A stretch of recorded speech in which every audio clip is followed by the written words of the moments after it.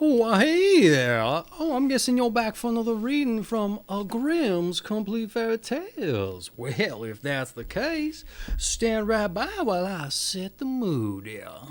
Get that fire crackling and my Suzuki Harp wiped off there for a little bit of the blowing. Affiliate link down in the description there.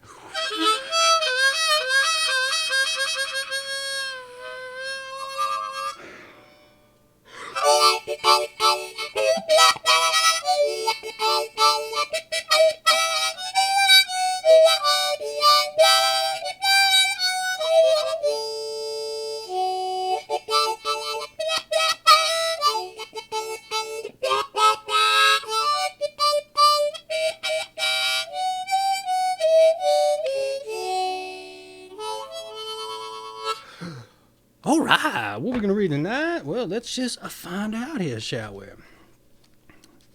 Turn another page to The Wolf and the Seven Little Kids. There was once a time an old goat who had 7 little kids and loved them all with love of a mother for her children. One day she wanted to go into the forest and fetch some food. So she called all 7 to her and said, "Dear children, I have to go into the forest. Be on your guard against the wolf, and if he comes in, he will devour you all, skin, hair, and all. The wretch often disguises himself, but you will know him at once by his rough voice and his black feet." The kids said, "Dear mother, we will take good care of ourselves, and you may go away without any anxiety." Then the old one bleated and went away on her way with an easy mind. It was not long before someone knocked at the house door and cried, "Open the door, dear children. Your mother is here and has brought something back with her for each of you." But the little kids knew that it was the wolf by the rough voice. "We will not open the door," cried they. "You are not our mother. She has a soft, pleasant voice, but your voice is rough, and you are the wolf." And the wolf went away to a shopkeeper and bought himself a great lump of chalk, ate this, and made his voice soft with it. Then he came back, knocked on the door of the house, and cried, "Open the door, dear children. Your mother is here and has brought something back with her for each of you." But the wolf had laid his black paws against the window, and the children saw them and cried, "We will not open the door. Our mother has not black feet like you. You are the wolf." Then the wolf ran to the baker and said, "I have hurt my feet. Rub some dough over them for me." And when the baker had rubbed his feet over, he ran to the miller and said, "Strew some white meal over my feet for me." And the miller thought to himself, "The wolf wants to deceive someone," and refused. But the wolf said, "If you will not do it, I will devour you." Then the miller was afraid and made his paws white for him. Now the wretch went for the 3rd time to the house door, knocked on it, and said, "Open the door for me, children. Your dear mother has come and has brought every one of you something back from the forest with her." The little kids cried, "First show us your paws, that we may know if you are our dear little mother."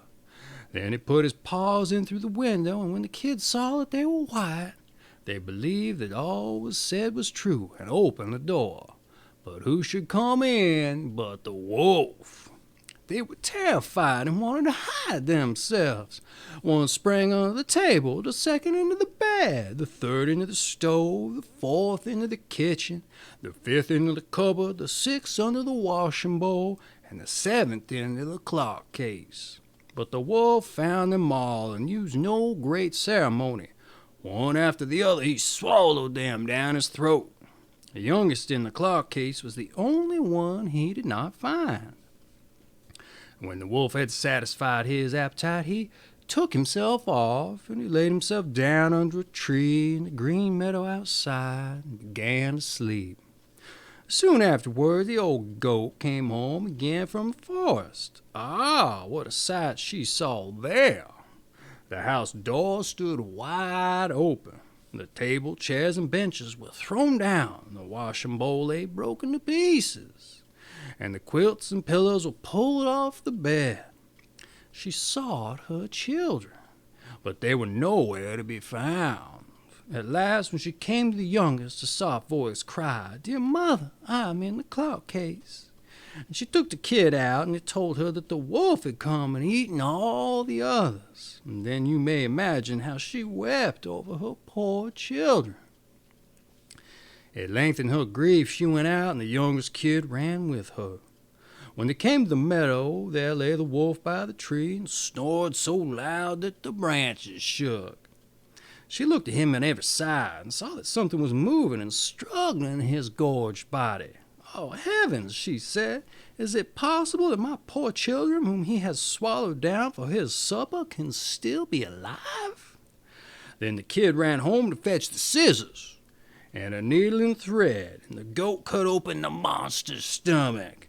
And hardly had she made one cut that one little kid thrust its head out, and when she had cut farther, all 6 sprang out one after the other, and were all still alive, and had suffered no injury whatsoever. For in his greediness the monster had swallowed them down whole. What rejoicing there was! Then they embraced their dear mother and jumped like a tailor at his wedding. The mother, however, said, "Now go back and look for some big stones, and we will fill the wicked beast's stomach with them while he's still asleep." Then 7 kids dragged them stones thither with all speed, and put as many of them in his stomach as they could get in. And the mother sewed him up again in the greatest haste, so that he was not aware of anything, and never once stirred. When the wolf at length had had his sleep out, he got on his legs, and as the stones in his stomach made him very thirsty, he wanted to go to the well to drink. But when he began to walk and move about, the stones in his stomach knocked against each other and rattled, and then he cried, "What rumbles and tumbles against my poor bones? I thought it 'twas 6 kids, but it's not but big stones." And when he got to the well and stooped over the water and was just about to drink, the heavy stones made him fall in, and there was no help, but he had to drown miserably. When the 7 kids saw that, they came running to the spot and cried aloud, "The wolf is dead, the wolf is dead," and danced for joy round the well with their mother. Ho-wee! And that has been The Wolf and the 7 Kids. For Grimm's Complete or Fairy Tales, that's right. Hey, if you want your own copy of Grimm's Complete Fairy Tales, just head on down to the descriptor and click on the old affiliate link there. Support yourself, support the channel, and I would greatly appreciate it. Let's take us out, shall we?